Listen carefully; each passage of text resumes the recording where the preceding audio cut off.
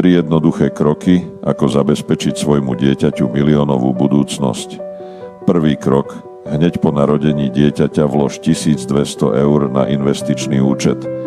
Ber to ako súčasť výdavkov pri narodení, ako postielka či kočík. Ale tento vklad je viac než len dar, je to štart k budúcemu bohatstvu. Druhý krok. Každý mesiac odkladaj 150 eur do podielu na nehnuteľnosti, ktorá pravidelne vypláca nájomné. Tento príjem sa každý mesiac reinvestuje späť a práve vďaka zloženému úroku rastie tvoj majetok rýchlejšie, ako si vieš predstaviť. Tretí krok. Každé Vianoce a každé narodeniny vlož ďalších 250 eur. To je spolu 500 eur ročne, ktoré ešte viac zrýchlia rast účtu. A teraz pozor.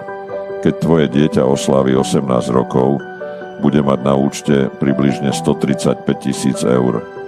A ak po 18-ke nepridáš už ani cent, ale necháš tieto peniaze zarábať a reinvestovať z nájomného, v 65-ke môže mať viac ako 12 miliónov eur.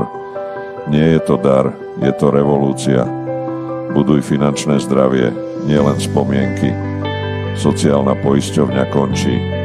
Ak chceš vedieť ako na to, napíš mi správu.